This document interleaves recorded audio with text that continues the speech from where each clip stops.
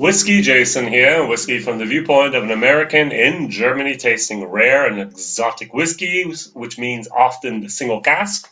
And in this case, exactly what we have here. This is a Signature Vintage, the Unchill Filtered Collection Ben Nevis, exclusively bottled for whiskey.de. Horst and Ben, Lüning, very, very good. So I love the label here. It's not very très chic, but it is very informative. So we have the vintage, we have the age, 7 years. We have distilled on the 8th of November 2011. We know that it was bottled on the 24th of August 2018. We know it was matured in a bourbon barrel. First fill, second fill. I would love to know what type of bourbon barrel. Is it a Ancient Age? Is it a Heaven Hill? Is it a Buffalo Trace? Is it Wild Turkey? Is it Jack Daniels? And so on. Would Jack Daniels be a bourbon barrel? Also a question.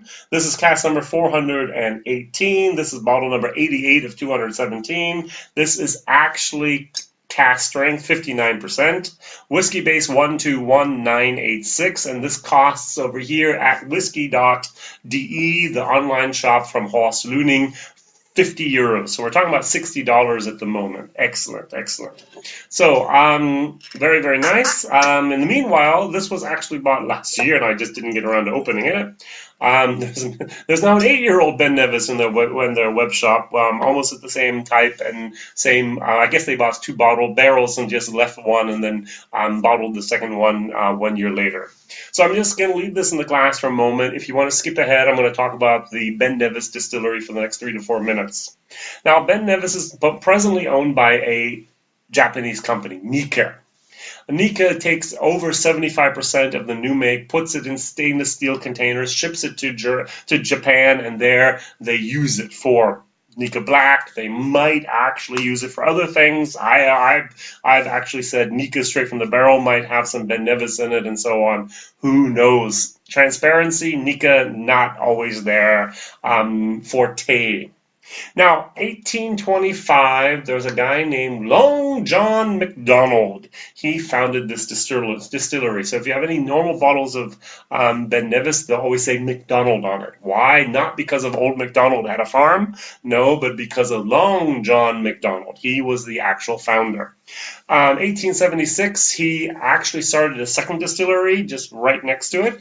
And in 1905, the two of them merged together and created one big Ben Nevis distillery. I really didn't read up on that more, sorry. Now, what happens? Someone starts something, he continues, person dies, unfortunately. The son says, well, let's sell it. And that's what he did. So 1941, he sold it to Hobbs, a millionaire from Canada, and Hobbs kept it until 1978, until he died, and his son sold it again. To whom? And this is the very interesting part. Back to Long John Distillers. So Long John was not just the only founder of Ben Nevis, but of a few other things as well, and it went back into the family. Very, very nice. So Long John Distillers, the plant had closed 1978. They bought it 1981, so it had been mothballed for 3 years. They put another over 2 years of effort and energy into this distillery. 2 million pounds back then in 1983, 84, and they renovated, restored, and actually just revamped the entire plant. And what happened is they distilled for a total of 2 years. 2 tiny years before they mothballed it again. There's always the ups and downs of Scotch and of a whiskey, and they bought it and it kept on going down. All right, so it closes down again from 1986 to 1990. 1989, Nika buys it. Takes a little while to get it up and running, and since 1990, it has been producing. First of all, there was 1 shift, 8 hours. Then they went to a 2 shift, and presently at the 3 shift, 24/7, 300 and I think 40 some days a week. There's usually 2 weeks or 3 weeks of shutdown period where they do maintenance and so on, but they're just producing at maximum capacity now for a year. I think like 5, 6, 7 years now. 2 million liters max is what they're doing, and a few of those barrels do make it onto the market. Some of the brokers in Scotland do get to have a barrel or two. When I started drinking whiskey, and this is 3.5 years ago, A single cask independent bottler would be a 12 to 16-year-old bottling.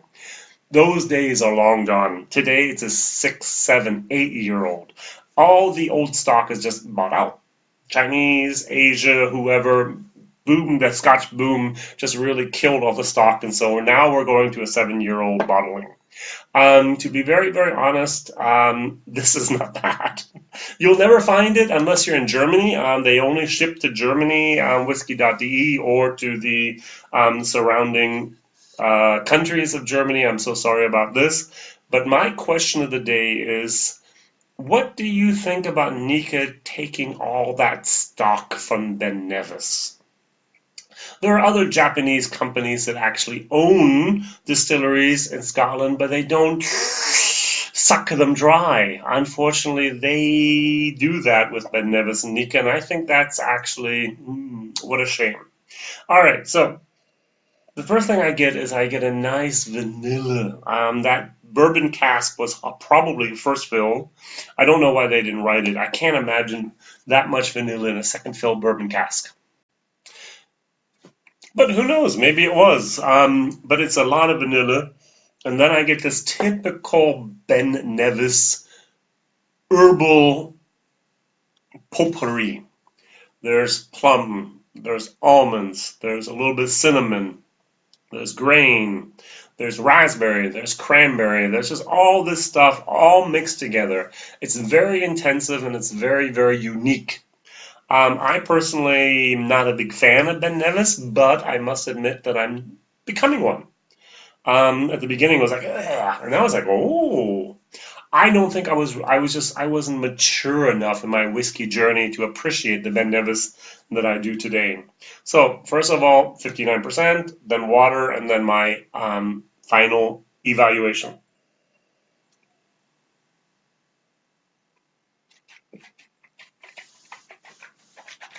Mm-hmm. Yeah.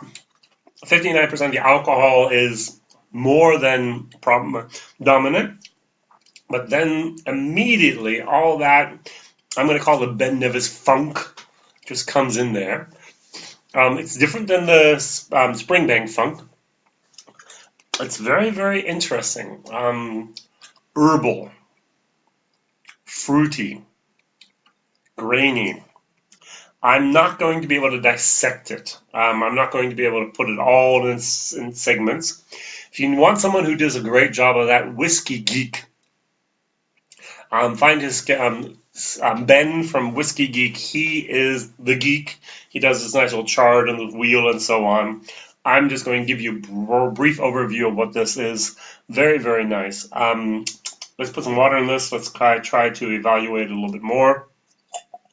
I didn't do the 2 drops. I took it down to 48%. I need to have the possibility to dissect this a little bit more. Yep, that's Ben Nevis. Ben Nevis has a little bit of a. I described it in my German video as the following. I'm in a sauna, and someone comes in and takes their eucalyptus and put it on the rocks, and then shh. It's very, very this eucalyptus herbal moment. Maybe a little bit of the sauna sweat as well. I know that's not very appetizing, but that's okay.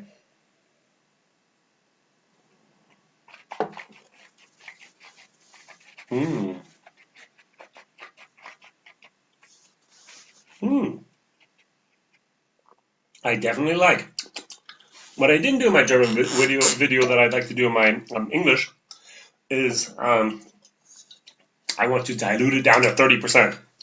Now, I have about 300 videos online at the moment in English. I have 1250 in German. I've tasted a lot of whiskey. I've done a lot of world whiskeys. I'm starting to go into the Scotch world. I think I've had 60, if not 70% of all the different brands at least once, maybe even 80%. I've been to Scotland. I've visited the distilleries, at least those on the space side. Raspberry jam. I'm getting to know my whiskeys more and more, my Scotches. And what I really realized is at the beginning you try all the standards, and then every once in a while there's like a 35-year-old or 40 or 25-year-olds. Ooh, I want to try that. I'll get a little sample and so on. But then you gravitate more towards these independent bottlers. And Signatory is a great independent bottler. Very, very seldom have I had something where I was like, Signatory, yuck. Very, very well done. Pineapple now. Pineapple. Raspberry. Herbal Swiss meadow type of flowers. Still terribly complex.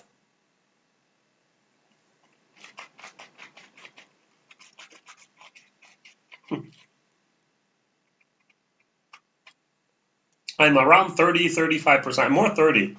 And still the flavor profile just kicks in. It's so intense. That's maybe one of my biggest problems with Ben Nevis. It's just too concentrated. It's just too much of something. And I need time to evaluate. I need time to grow used to this.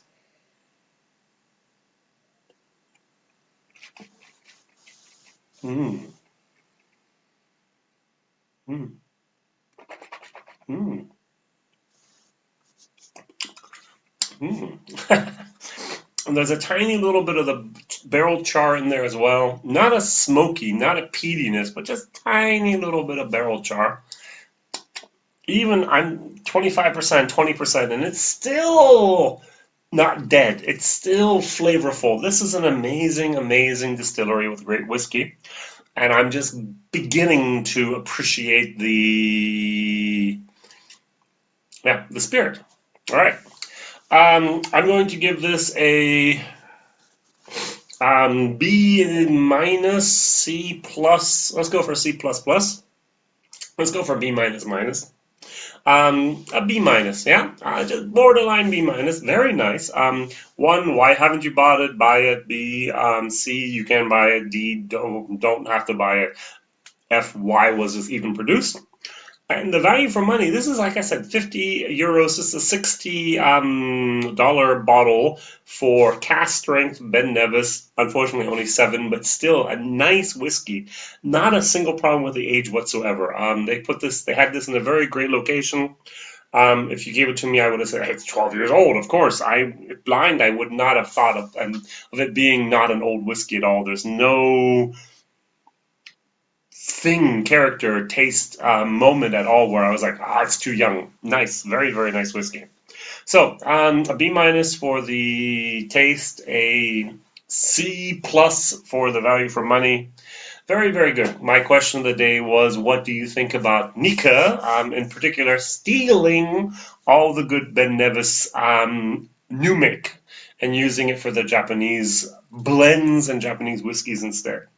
All right. So, and the other question I always like to ask is, what is your favorite 7-year-old whiskey? I don't even know a 7-year-old whiskey I can recommend off the top of my head. Maybe the Ben Nevis 7 years old. All right, WhiskyJason here, whiskey from the viewpoint of an American in Germany, tasting rare, single cask, and exotic whiskeys. Ben Nevis, 7 years old. Thank you very much. Like, subscribe, tell others about this crazy guy in Europe tasting things you'll never see. And also, very, very important, Mondays, Wednesdays, and Fridays, my videos are released. Please, please click the bell. Every once in a while, there's a live stream. And thank you very much for being so faithful. All right, all the best. Bye-bye.